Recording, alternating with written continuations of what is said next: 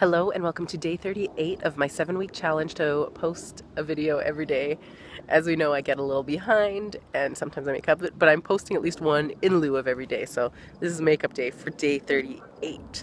Today I wanted to talk about failure. I did talk about failure last week, but I really wanted to expand on that and touch on something that I think I forgot to touch on in that video.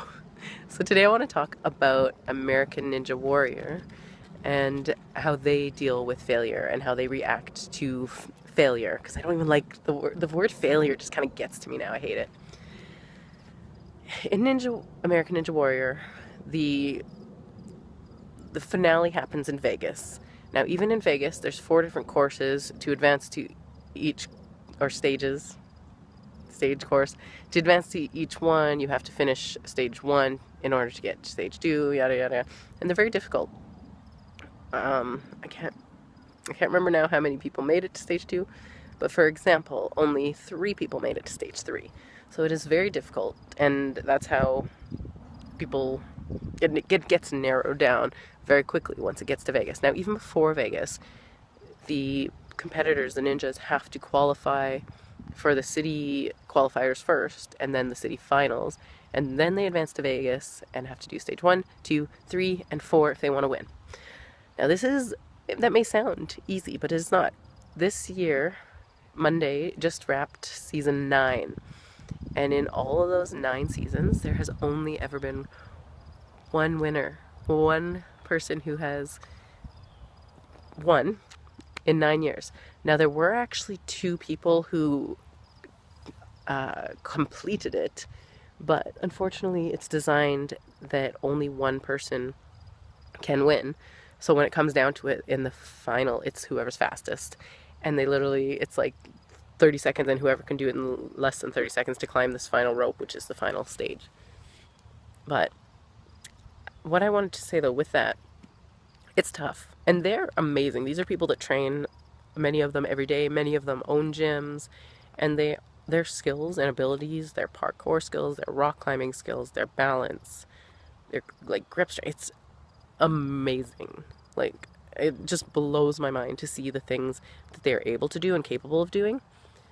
But you know it's hard because they don't all win, despite the fact that they are all amazing. They don't win every year, and they don't usually win any year because, like I said, it's tough, and it's kind of designed to be tough, so that because only one person can win. Anyway, I'm rambling and I'm losing my words and my train of thought, so I'm going to try to get back my focus. Like I said, these are the top ninjas in the US. And there are hundreds who compete every year. So the people who even make it to Vegas are the top. And some of the people in the city qualifiers that are amazing ones that we've seen in the past, you do a misstep, you lose a grip, they fall in the water. That's kind of when you fall, it's usually into the water below to break the fall. Or you just miss the landing. But I'm going to switch one more time. The point is, these are the best of the best. And nobody won this year. So what does that mean? That means that every single one of them fell at some point and were eliminated.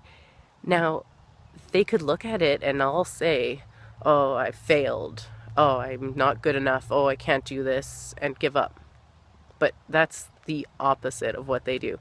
What they do is they think, okay, well, this sucks. I mean, don't get me wrong. They're not happy about it, but they look at it and they think, okay, yeah, that sucks, but what can I learn from this? What can I do better? How can I improve? What do I need to work on?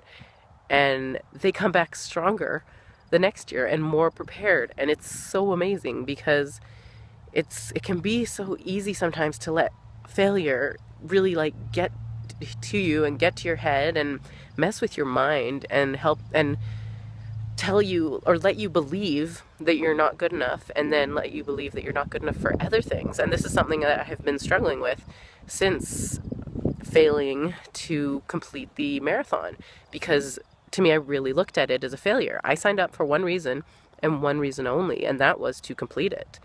and I didn't. So I look at it as a failure, but I need to look at it as what can I need to look at it in a more productive way and proactive way of what can I do better, how can I improve. I need to look at it with a ninja mindset of where do I go from here, and to not be so upset about it, because that's not going to help me, and I can't get lost in this world of just being stuck thinking I'm not good. Sorry, I lifted my leg, so now I'm just rocking on this balancing thing. And there's always people walking by, so I get a little shy when people walk by. But yeah, that's what I just wanted to say, is that's how I want to look at failure or perceived failure, and not think of it as a failure, but just think of it as where can I go from here? What can I do from here? What can I change? What can I improve?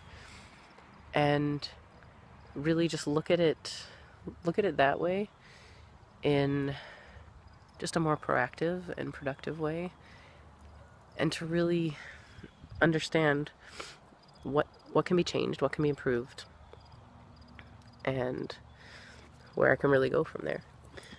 But that's been easier said than done, because it is very easy to just let things get to you and to get into your head. And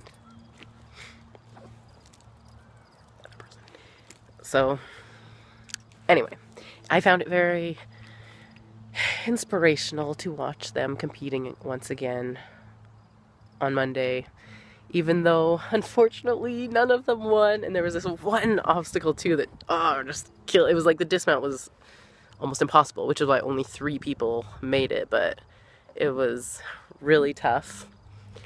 But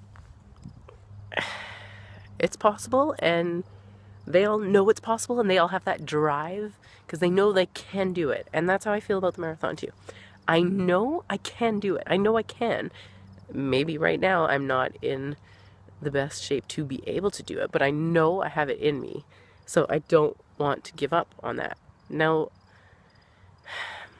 that's just how I feel. And it still sucks. And once again, I will say my problem wasn't necessarily that I stopped believing that I could do that. It was that it got to me in other ways, and I really started to think like, well, if I can't do this, can I do the book? What if I can't do, like, I mean, I've got a lot more I need to talk about the book.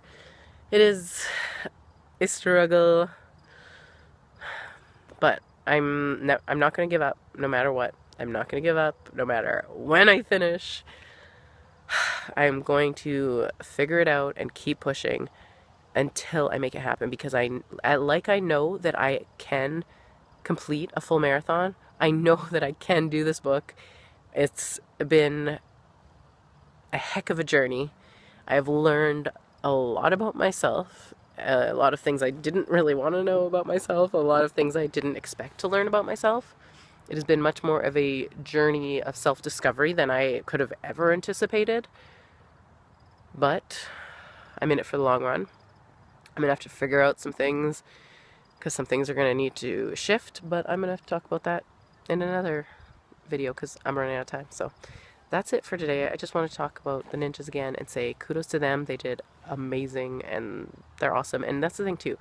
I think the fear of failure too is you think, well, other people are gonna look down on me and think I'm a failure and think I'm not good enough, but not at all. When the ninjas fall, like everyone still loves them. There's still the support. Nobody looks down on them and thinking, oh, they suck. Like everyone's bummed because you just don't get to see them compete anymore, but it doesn't change your perspective. So I think that's my fear always, is that of being judged and being, yeah, that's really what it comes down to. So that's what I wanted to say about that. So that's it for this one. Thanks for watching.